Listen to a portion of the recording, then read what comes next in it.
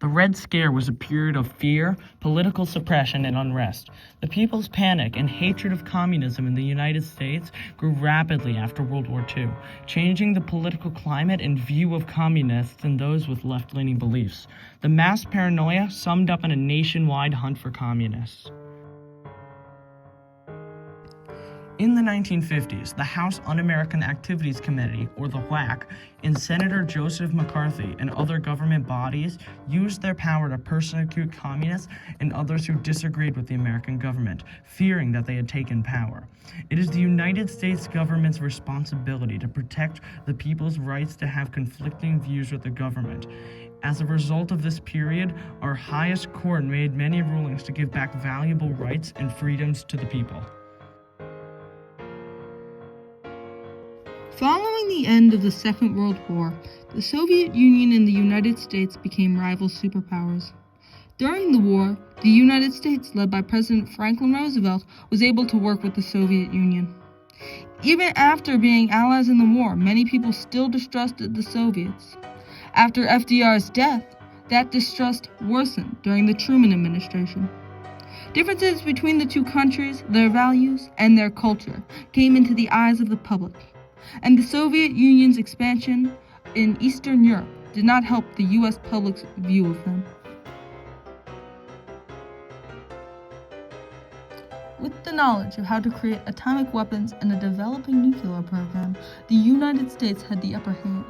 But after the Rosenbergs, husband and wife, who were members of the United States Communist Party, acquired and handed over classified knowledge, the Soviets were able to construct their own atomic weapons.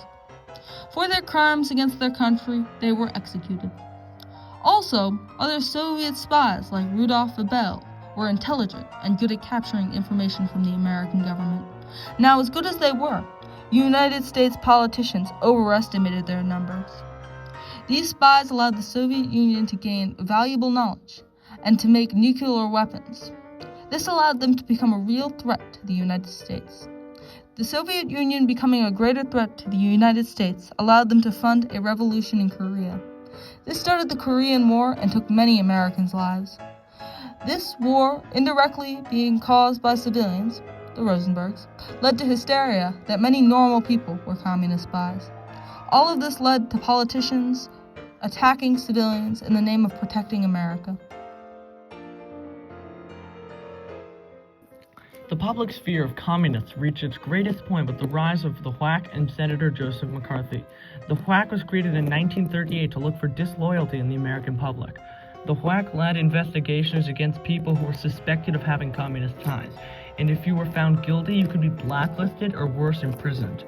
One prominent case involved Dr. Robert Oppenheimer, a major physicist behind the development of the nuclear bomb, whose loyalty to the United States was questioned despite his contributions.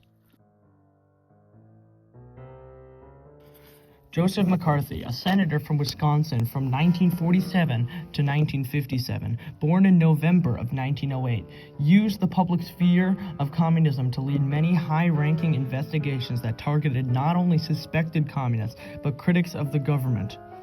He controlled a lot of the USA's political climate in the early 1950s and used that power to attack people who disagreed with him. His actions, in addition to Executive Order 9835, which forced loyalty checks on members of the U.S. government, created a culture of fear and oppression against communists. This allowed the U.S. government to remove anyone critical in any way of themselves. Even though the HUAC and Senator McCarthy were not directly related, they shared common goals and methods. Their hearings to catch communists dug very deep into American culture, targeting many large industries such as Hollywood.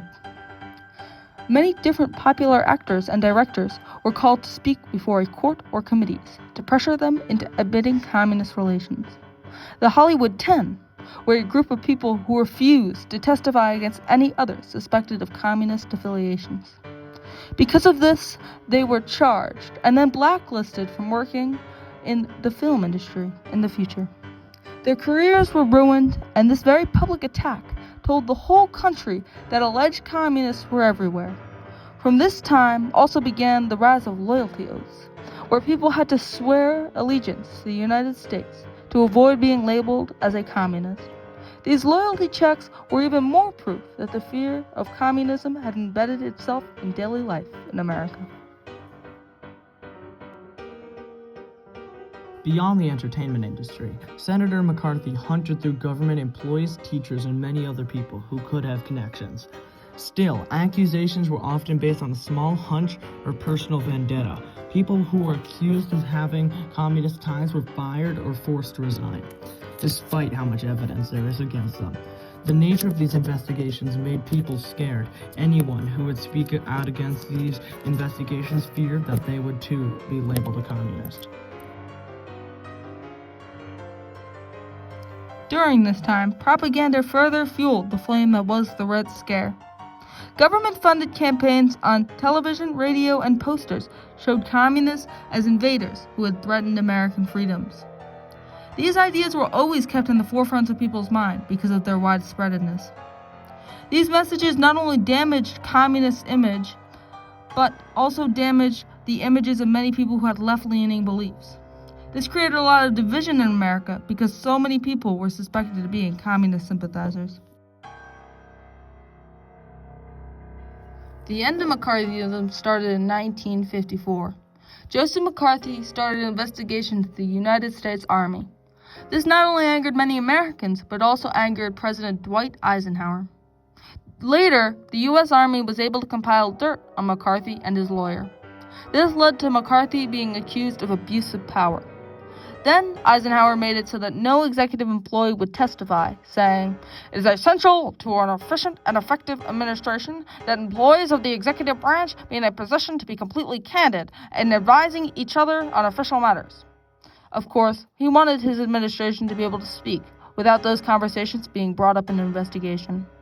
With his credibility gone and without witnesses, other senators turned on McCarthy. In December 1954, in a vote 67 to 22, the Senate passed a motion of condemnation. This led McCarthy powerless, and he died 3 years later of alcohol abuse. After McCarthy lost power, the HUAC faded, for it lost its figurehead.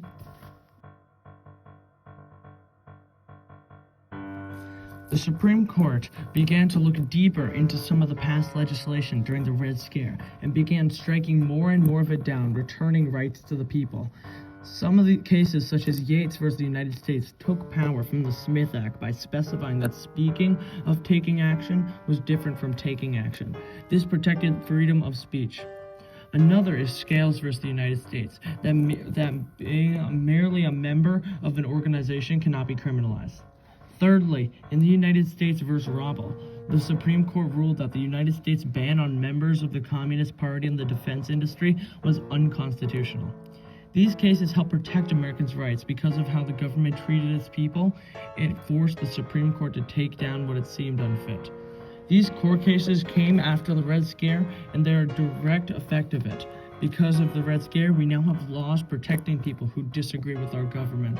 And also, many laws that existed before the Red Scare, like the Smith Act that restricted communists, were overturned or became powerless. Although the Red Scare was bad, it set the groundwork for rights that protected our civilians. The Red Scare affected people throughout the United States. It took away many people's rights, changed the way many people lived day to day, and suppressed many people's opinions. It took time for the people to get past their fear that communists had invaded. This time shows that it's the U.S. government's responsibility to protect people's rights to have conflicting views with our government. If these rights and responsibilities are upheld, America can avoid another period of political suppression. This period has made our government protect our civilians as the United States learns from its mistakes.